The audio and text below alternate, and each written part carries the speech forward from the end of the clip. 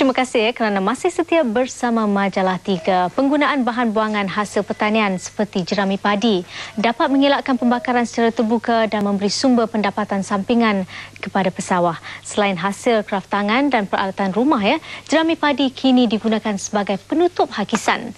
Laporannya bersama wartawan Kamaruzain Abdul Kadir.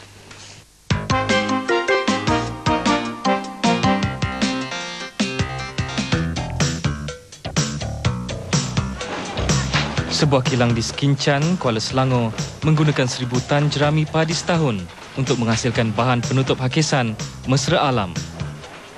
Penggunaan jerami padi adalah ubah suai terhadap teknologi penghasilan bahan serupa daripada jerami gandum yang dipelopori Amerika Syarikat. Penutup hakisan dinamakan Fibromet, terdiri daripada jerami padi yang dilapisi di bahagian atas dan bawahnya dengan jaring polipropilin buatan Itali yang mudah terurai secara biologi.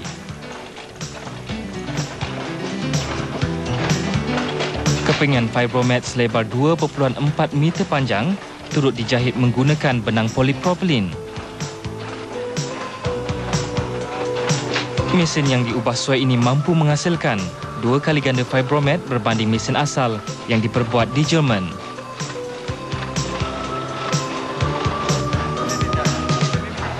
Menurut pengusahanya, Muhammad Tarmin Siddiq, Fibromet ciptaan tempatan, standing dengan kualiti import, malah kosnya jauh lebih rendah daripada produk India dan Bangladesh. Dalam masa sehari, antara 60 hingga 80 roll bahan ini dapat dihasilkan untuk satu mesin. Segulung Fibromet seberat 2.5 kg berharga lebih RM100. Sebelum sesuatu cerun dilitupi dengan Fibromet, ia perlu diteres terlebih dahulu. Antaranya bertujuan mengawal kadar kelajuan air semasa hujan. Pemilihan rumput juga penting bagi memastikan kawalan hakisan secara berkesan. Rumput ini diberi nama signal grass ataupun Bracharia decumbens, nama saintifiknya. Digunakan untuk kebanyakan slope protection disebabkan oleh ia apabila serah tumbuh membesar mempunyai akar yang panjang. Dan akar ini akan memegang ataupun menggigit tanah itu, membuatkan ia lebih tahan daripada tanah itu dilarut oleh hakisan air. So ini lebih popular digunakan untuk slope protection. Penggunaan Fibromet ini dapat membantu dari yang pertama, dia menghalang benih ini daripada dimakan oleh burung.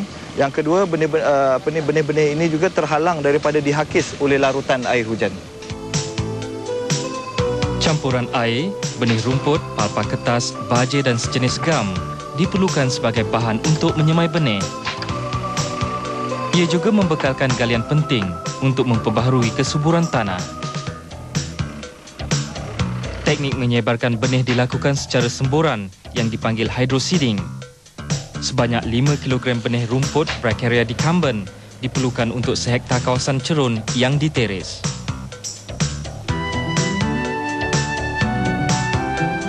Selain mesra alam, penggunaan Fibromet juga efektif dari segi kos. 10 pekerja mampu menyiapkan kerja berkenaan untuk kawasan seluas 10,000 meter persegi dalam sehari. Kini, Fibromet digunakan secara meluas untuk menghasilkan litupan rumput secara sekata dan menyeluruh di cerun bukit. Kita jangkakan pertumbuhan penggunaan Fibromet ni akan meningkat dengan begitu mendadak sekali. Mungkin dalam masa 2 tahun kita akan melihat pertumbuhan yang lebih kurang dalam 200% dari segi penggunaannya. Dalam jangka masa 3 minggu, cerun akan ditumbuhi rumput, manakala jaring polipropilin akan terbiodegradasi dalam tempoh 3 bulan tanpa memberi kesan toksik pada tanah. Kaedah ini jauh lebih berkesan berbanding penanaman rumput secara manual atau hydroseeding yang menghasilkan pertumbuhan rumput secara tidak sekata. Kunjungan ke sebuah kawasan di Wangsa Maju, Kuala Lumpur mendapati penggunaan Fibromet 10 tahun lalu di cerun tinggi ini berjaya mengurangkan risiko hakisan tanah di sini.